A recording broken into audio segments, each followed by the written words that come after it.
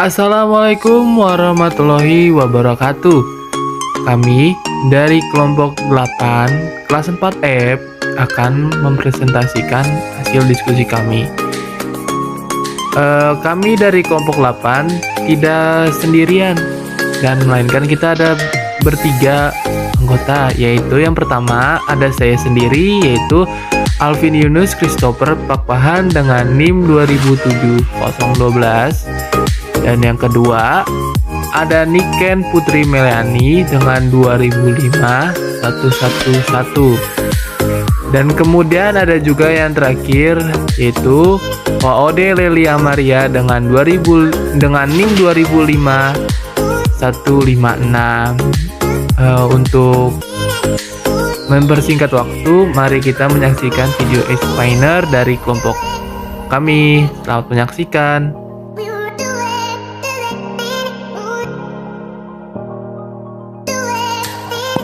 Assalamualaikum warahmatullahi wabarakatuh. Pada video kali ini kita akan membahas materi mengenai perkembangan aspek agama peserta didik sekolah dasar.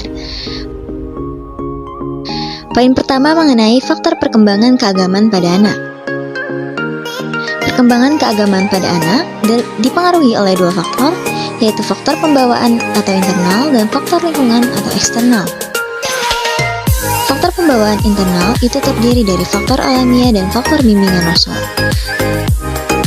Secara hakiki, yang membedakan manusia dengan hewan adalah manusia sejak lahir sudah membawa fitrah keagamaan atau homo religius. Itu terdapat pada Quran Surat Al-A'raf ayat 172 dan Quran Surat Ar-Rum ayat 30. Kemudian ada faktor lingkungan atau eksternal, yang terdiri dari keluarga, sekolah, serta masyarakat. Yang pertama, keluarga. Keluarga itu merupakan lingkungan pertama yang utama bagi anak. Oleh karena itu, peran keluarga dalam pengembangan agama sangatlah penting dan dominan. Selanjutnya, sekolah. Sekolah itu memiliki pengaruh yang sangat besar terhadap perkembangan kepribadian anak, karena sekolah merupakan substitusi dari keluarga dan guru-guru adalah substitusi dari orang tua. Oleh karena itu, sekolah, terutama guru agama, memiliki peran yang penting dalam memberikan wawasan keagamaan. Selain guru agama, unsur lainnya yang sangat berpengaruh di lingkungan sekolah terhadap perkembangan keagamaan pada anak itu seperti kepedulian kepala sekolah, guru-guru, dan staf sekolah lainnya terhadap pendidikan agama dengan penanaman nilai-nilai agama di sekolah. Contohnya, pemberian contoh bertutur kata dan berperilaku baik. Kemudian, tersedianya sarana ibadah yang memadai dan memfungsikannya dengan benar, serta penyelenggaraan kegiatan ekstrakurikuler kerohanian bagi para siswa dan ceramah-ceramah keagamaan secara rutin. Nah, faktor lingkungan selanjutnya adalah masyarakat.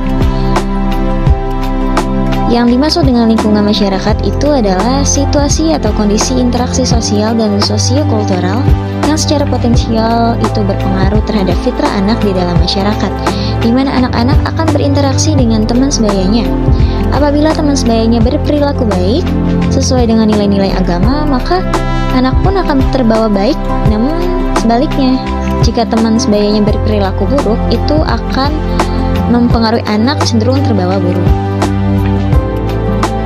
Nah teman-teman, ketiga lingkungan tersebut, yakni keluarga, sekolah, dan masyarakat, itu saling berkaitan dalam menjadikan lingkungan yang kondusif bagi anak, sehingga perkembangan keagamaan anak pun menjadi sehat. Nah, berikut ini hubungan ketiganya dalam menciptakan lingkungan yang kondusif, yakni memberikan pengajaran, bimbingan, pembiasaan, keteladanan dalam beribadah, berakhlakul karimah, menciptakan situasi kehidupan yang menghargai, dan serta membersihkan lingkungan dari kemungkaran dan kemaksiatan seperti menjauhi miras, narkoba, pornografi, tindakan kekerasan, atau kriminalitas.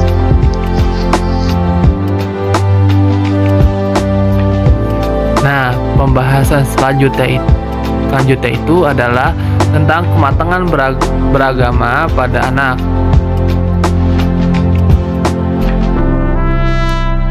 Ya, kematangan beragama adalah berkaitan dengan kualitas dan pengalaman ajaran agama dalam kehidupan sehari-hari, baik aspek hablunullah maupun hablulim. Nah, Nah, yang pertama juga dalam aspek ini juga kita memperhatikan di mana satu, memiliki kesadaran bahwa setiap perilaku selalu berada dalam pengawasan Allah. Dua, melaksanakan ibadah ritual dengan ikhlas dan mampu mengambil hikmah dari ibadah tersebut. Yang ketiga, memiliki penerimaan dan pemahaman secara positif terhadap irama kehidupan yang ditetapkan Allah. Yang terakhir, yang keempat, bersyukur pada saat mendapatkan anugerah baik dengan ucapan maupun dengan perbuatan. Assalamualaikum warahmatullahi wabarakatuh. Kembali lagi kita lanjutkan kepada fase perkembangan keagamaan pada anak.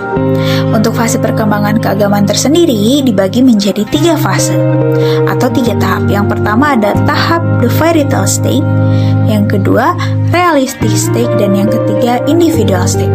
Untuk bahasan yang pertama adalah the fairy tale state atau fase tingkat dongeng. Nah, pada perkembangan ini, anak-anak yang berusia 3 hingga 6 tahun masih banyak menggunakan daya fantasinya dalam menyerap ajaran agama yang akan diterimanya, baik dari sekolah, dari rumah, atau lingkungan sekitarnya.